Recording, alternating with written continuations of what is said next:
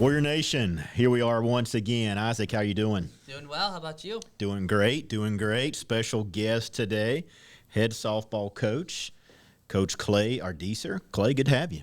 Good to be here. Let's get started. How about it? Yeah, let's go.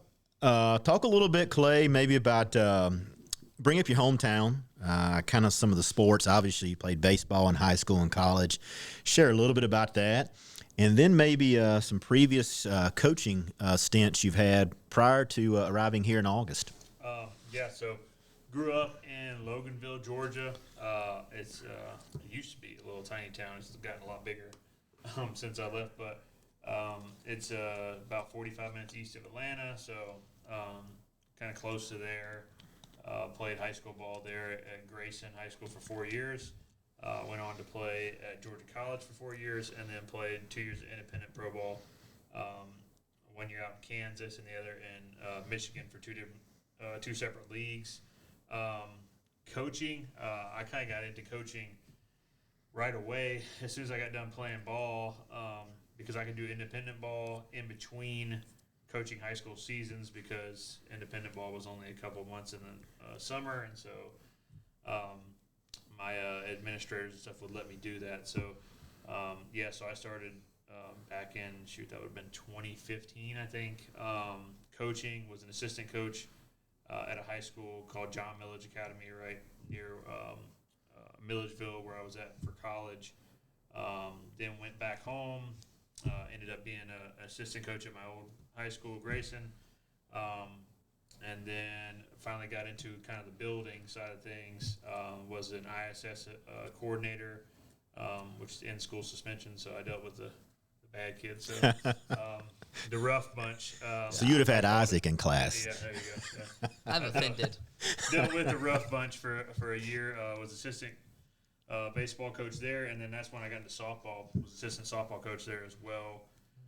Next year, I got a head job as a softball coach in Georgia.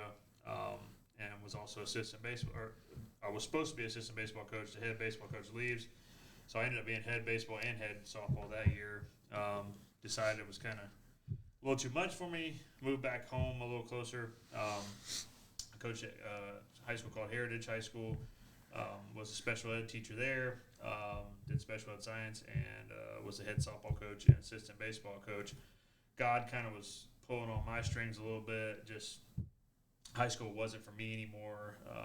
I just didn't really.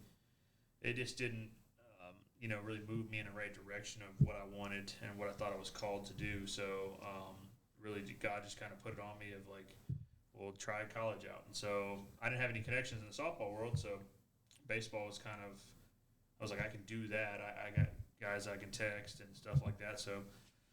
Got an opportunity to be a graduate assistant at Belhaven University in Mississippi, a little D3 school, Christian school. Didn't really think much of it, and man, it was the best experience for me, because I just was not in a good spot spiritually, mentally, everything, and it kind of reinvigorated my coaching career for the last 3 years. Was a grad assistant there for 2 years, and then was the head assistant last year. Learned from some really, really good, awesome dudes there, really good Christian guys that got me back into, the Word, and got me closer to God. And I don't think I met my wife there. I don't think I would have ever been here today without all that experience that I had, and just a great opportunity for me. And then, obviously my wife here, she was doing softball last 2 years, different places. And I was wanting to move closer to home. We were getting married, so and she was like, "Well, would you ever be willing to go back to softball?" And I was like, "Well, yeah, I like it." I was like, "But I'm kind of doing baseball. I don't want to keep switching and flopping. And then, it just doesn't look good for jobs." And so I was like, "Yeah, whatever. I'll just put in a application." And lo and behold, I get the interview here, love it, and we kind of. That's how kind of the story unfolded for us, but we love it here, and all the journey up until this point has been great, and just being able to run our own program and kind of mentor to the girls, spiritually, softball wise, everything is a great opportunity here, and I think we're gonna have a pretty solid year this year, and then we're really happy about the 14, 15 girls we're bringing in next year. and think we can be really good next year. So it's been all really, really good. It's been really fast, and everything's happened really quickly. But we're happy to be here. So. Yeah, good stuff. And I mean, so obviously you played baseball, but then you also coached both baseball and softball. Mm-hmm. What's the difference there? Like, because I know that there are different types of pitches with being overhand, underhand, that type of thing. How difficult, how easy is that? It definitely has its differences. Mainly just the athlete alone of just the different demeanor in the locker room, the different demeanor on the field. With guys, it's a lot of egos at one time, and you have to kind of control those egos and kind of mesh well with them. With the girls, it's like everybody's on the team, and one bad apple can really, really spoil the bunch. With girl sports, I've seen it time and time again. Yeah. Boyfriend breaks up with them or something like that. Something happens, and it's a much more emotional sport as a whole, which I enjoy because it's not like a funeral. Sometimes out there at baseball games, I feel like it's a funeral every now and then. It's poetry, but it's to me, but to the outside world, it's like, man, this is the slowest thing ever. Yeah. So yeah, there's definitely differences there. And then obviously the pitching aspect, my wife handles all that. I don't do anything with pitching, so I'm glad to not do anything with pitching because I don't know anything about pitching. So yeah. For the softball side of things, because it's just so different. But I have had it's been joyful to kind of learn that. I would say it's more of a challenge for me, which I like because I don't know as much as I do on the baseball side of things. Obviously, because I played it, so. Getting to learn and grow in this sport is really something that I've liked as well. So hitting wise and fielding and all that kind of stuff, pretty much everything's the same, as far as that goes. So so there's not that many differences, but the differences there are pretty big. So Okay, good stuff. You mentioned Mallory a few times. Talk about that. I mean, what's it like coaching with your wife? Oh, man. So people will always be like, oh, man, there's no way. Everybody's always told us, family members, everybody's like, there's no way I would work with my spouse. I could not do it. I'd kill her. She'd kill me, one of the two. We'd get drained out. And you see it a lot of times, even people that don't work together, in the athletics field, especially college, pro, all that kind of stuff, like the divorce rate is so high, and like people, like, because the job pulls you and demands so much out of you if you're going to do it right. And so I'm blessed to do it with her because I get to spend pretty much every day, every second of the day with my wife, who I love, is my best friend, and I wouldn't have it any other way. Now, do we argue? Yeah, absolutely, we argue about different stuff. Probably more so than if we didn't work together. But the good thing is we get to work through things, and getting to see her kind of be reinvigorated as a coach as well, because last 2 years she's been with some programs that just didn't really care for the kids as much, I would say. Didn't care for her as a coach as much.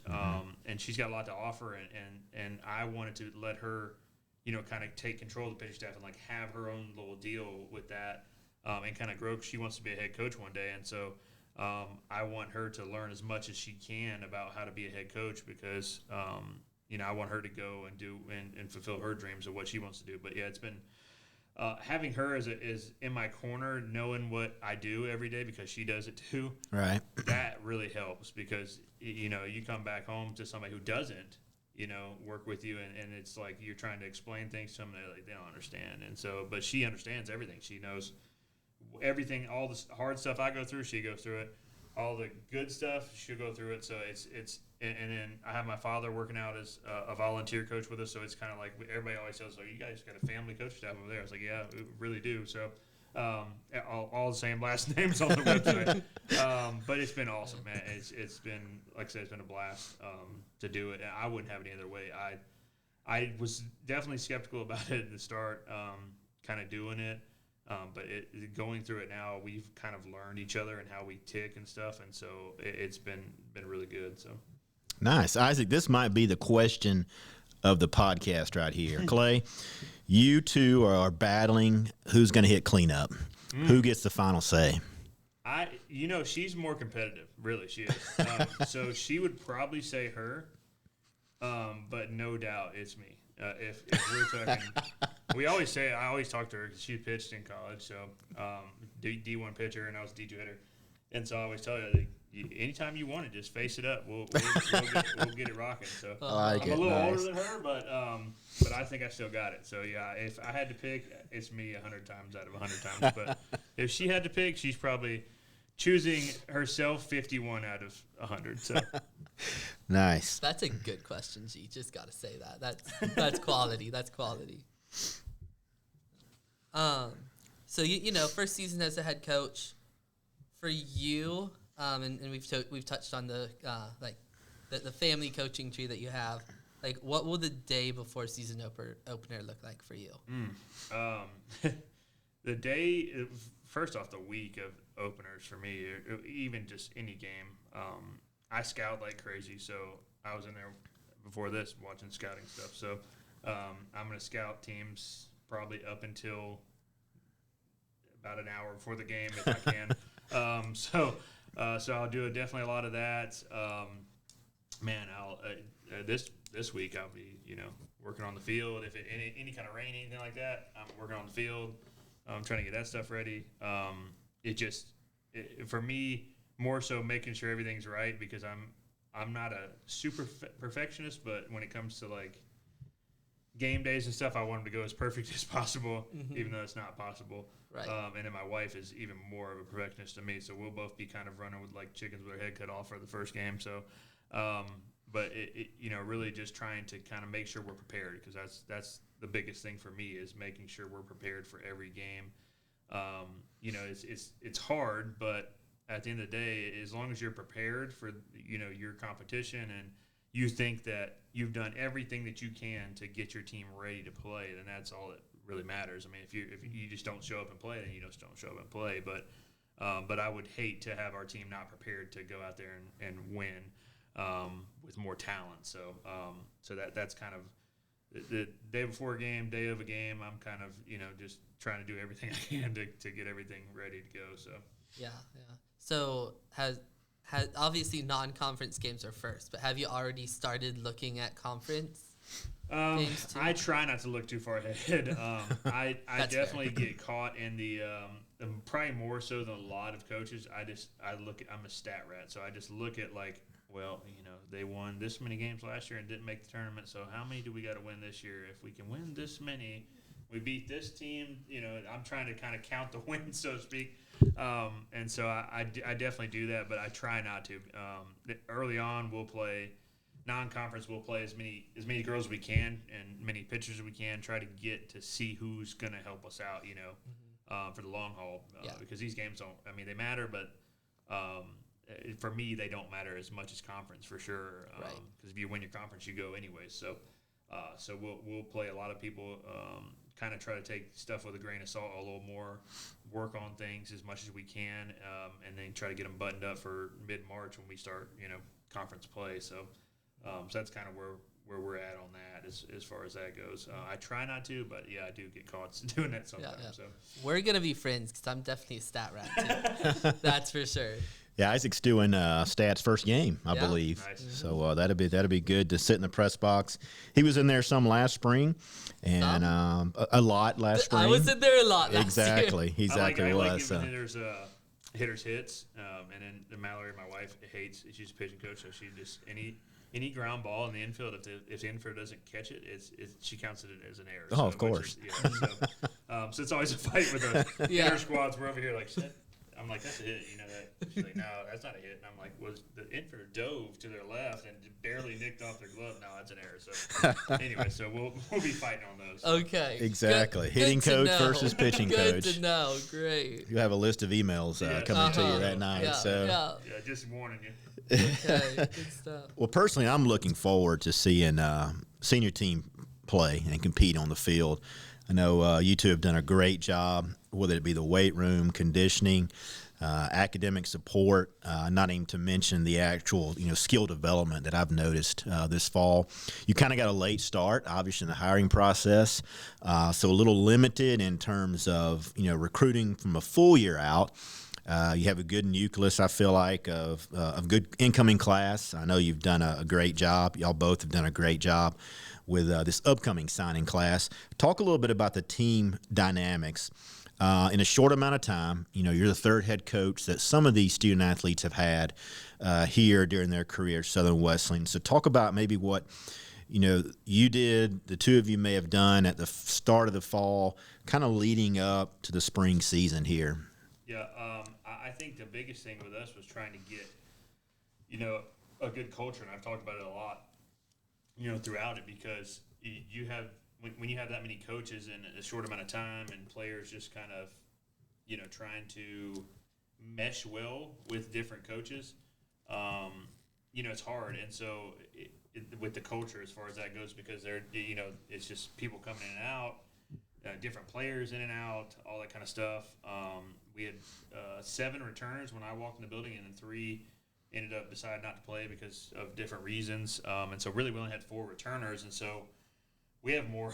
We have way more. We have 14 on the roster, so we have 10, completely new people. Right. The first month, for us, we were just trying to get them to know each other, because they had no idea what who each other was. You could see nobody hung out together. Like, it was all just like, we go to the calf, and there'd be 6 or 7 of them in there, and they'd all sit at different tables, all that kind of stuff. And I'm like, this ain't gonna work. So we've had to do a really good job of trying to do bring them together with meetings, and they came over to our house and ate and we had like a Christmas kind of potluck deal during Christmas time, and just do different types of bonding stuff to kind of get them to where they're at now.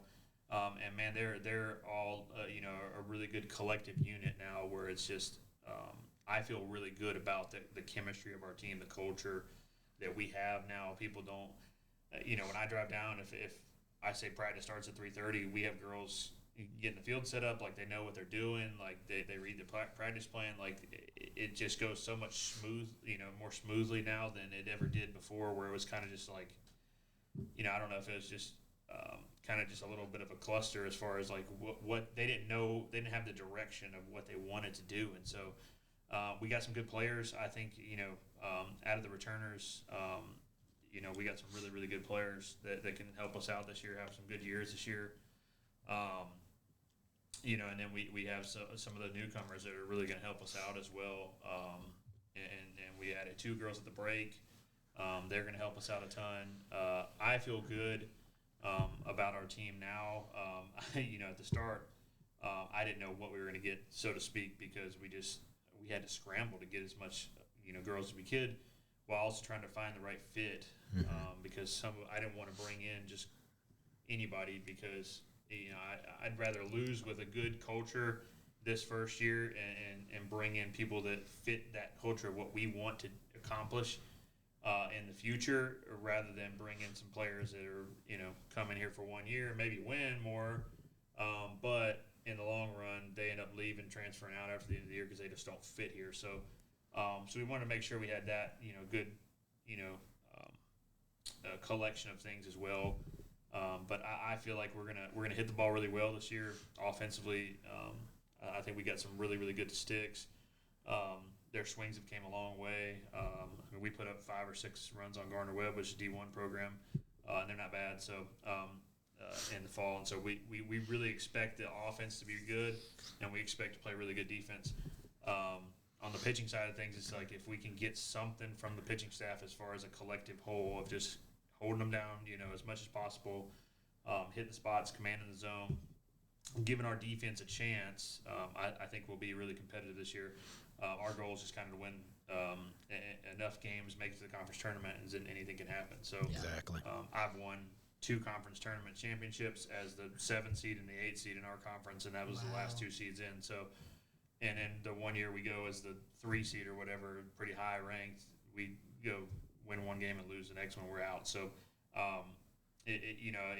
anything can happen once you make it there, but you got to make it there. And right. So that's kind of our goal of like, let's make sure that we get through the season, injury free, because they had a lot of injuries last year, I know, and do our best to put the best product out there every game. So, yeah. Man, I feel like just in looking at Swift Athletics as a whole, there's been a lot of focus like on the men's basketball program and how there are only 2 or 3 returners there. I didn't even realize that there were only 4 returners for the softball team and that it was such a new roster. Because it's not even like basketball where you only start like 5. You need more players too. You start 9, 10, right? Mm-hmm. So like that's a big difference. So that's something I didn't realize either. So yeah, we'll start probably just kind of thinking in my head about 5 freshmen this year. So so a lot of young girls that'll get starts. But we think they're ready. So they kind of got to be. So so hopefully they are. So. Now, well, word on the street is you could hit back in your day. And so we're expecting big things offensively from this club. So, if we're not scoring runs, we know who to look for, right? People always badger me about it. Mallory's the worst because Mallory's like, oh, man, you were a really good hitter. Like, you got all these good stats and stuff. And I'm like, I try not to think back on that stuff because I just don't want to. I never want to talk about myself. I hate talking about myself. And so everybody always be like, oh, yeah, you good hitter. And I was like, nah, yeah, whatever, yeah. So I just kind of if you want to go look it up. It's there, right? That's what I tell the girls. I might do that.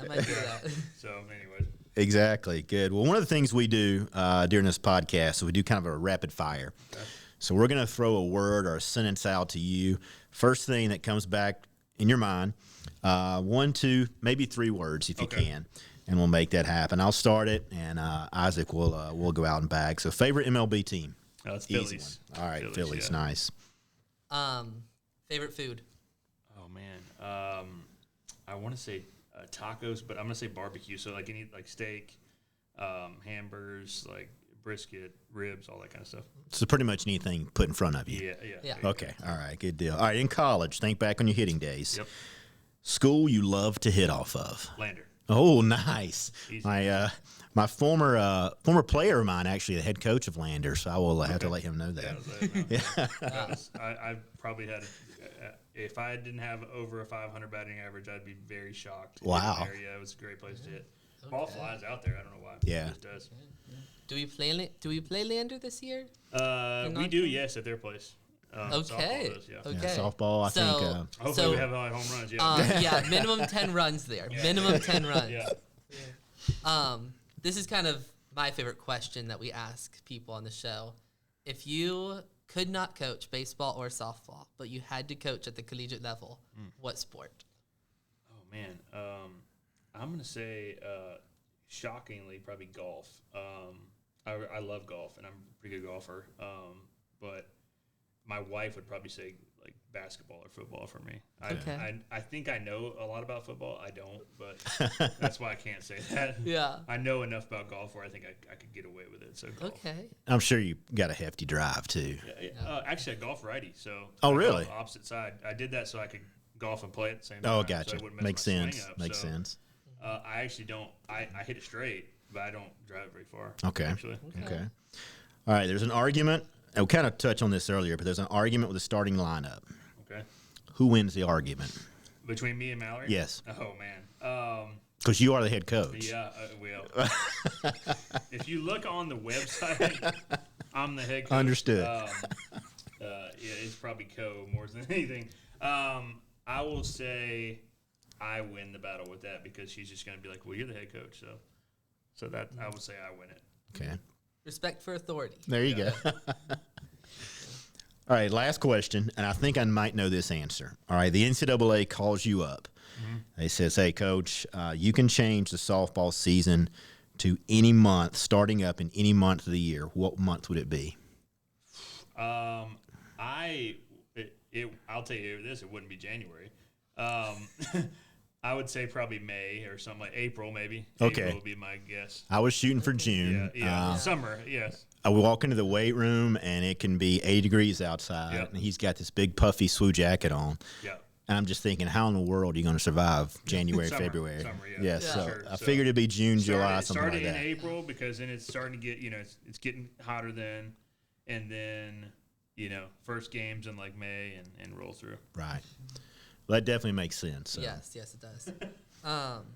So kind of wrapping up a little bit here. In general, how has your first head coaching experience been here at SWU? Ooh, it's been a very, very fast learning experience because I was a head coach at the high school level, but you just don't. I mean, you deal with more parents at that level than anything. You got a booster club to deal with, and so you have a little mini budget that you kind of do. Yeah. Some places bigger ones, but everybody kind of does everything for you. It's supposed to, anyways. Like they usually handle all the umpires, scheduling. Like you don't even have to really schedule. The AD kind of schedules everything for you. So, being here, it has really just kind of opened my eyes to man. My head coach, the last place I was at, I called him not too long ago, and I was like, dude, you did a lot, man. I was like, I didn't know how to do all this stuff. So, because Mallory doesn't love recruiting, so I like recruiting, so I kind of take that too. So it's like I'm doing full-time recruiting. We scout, we coach, you're dealing with the paperwork stuff, you're trying to keep the girls' grades on par, you're trying to make sure their mental side of things is good, because that's a big thing that they've had in the past where they haven't felt really good mentally as far as people checking up on them, stuff like that. So we try to get out in front of that and do as many mental checks as we can with them, usually once a week. So just different stuff that you just don't really expect or maybe even think of that you end up doing. And so that's really been kind of eye-opening, but I wouldn't have it any other way. I love it. Love the people around here. Love our girls. This is the best team I've ever been a part of as far as coaching-wise. And I've been a part of, this is my, I think, 7th team, 8th team, something like that. So, and it's been night and day with, there's usually always one player, where, you coach. There's always one player where it's like, man, if that player just... if they just went home, for a couple, maybe a week or two, I'd be all right. It's just they make it very hard on you. We don't really. I don't have any of those players this year that just make it tough on me. I really want to come to work. I enjoy, doing stuff. We were up here in the summer, at 9-10 o'clock in the morning doing stuff because we wanted to get the field ready. We wanted to get acclimated with the girl. We want to meet some of the girls. Like we wanted to be a part of this thing, and if I'm going to be involved with something, I'm going to be involved with something 100% and try to do it the best of my ability. And so having people that let you kind of make mistakes here and stuff like that, where it's not like this isn't University of South Carolina where you have to you have to win right away, or you have to do things perfect, or they'll let you go. You can kind of work through things here, and people will put their arm around you and back you up, and so that's been really nice, and I think that this athletic department has gotten so much better just over the time I've been here, as far as like everybody coming together and backing one another, and I can't wait to see kind of what the evolution of this department starts to become, as I think with all the new coaches, especially, as I've become more friends with them just from different meetings and stuff that we have to go to, ourselves. I think that, all of them are getting their cultures in the right spot and getting kids bought in and having a good back in here. So it's been great. I just can't wait for the future and kind of getting the season going. And I just want the best for our girls. So, that's the biggest thing with me is I know they've put the hard work in, and sometimes the hard work doesn't really come out and wins, but I hope it does for them. So I'm really happy, and this start here has been great. So yeah, nice. I love how you're like focusing both on the short term and the long term. Like you're trying to build something here, not just like come in and be successful right away and then like ditch. Exactly. Yeah. So we appreciate it. Great job giving us a real good insight, I feel like, into the softball program from, from day one up until now. I know I'm excited. I know Isaac and I have been talking about the softball season starting up, and we'll be there a good bit. And we'll be, rooting from the press box. And if we feel like you've done something wrong, we'll knock on the window and let you know. But no, we are excited. I know your team is as well. That's the beauty of the spring. You get the fall to kind of mold and shape your team. But, when January rolls around, you're ready to get after it. Yep. So doubt. hopefully we'll get some warm weather for you Yeah, that's as Please. well. always the key. You always know when baseball and softball season rolls around, it's bringing out the jackets and it's 40-degree weather and rainy, snowy, sleety. So yeah, that's always the worst. Exactly. Well, we wish you the best, and we're going to be there, watching you as the season progresses. Thank you. So, Isaac, I think that wraps this one up. I think so too. All right, as we'll sign off here, go Warriors. Go Warriors.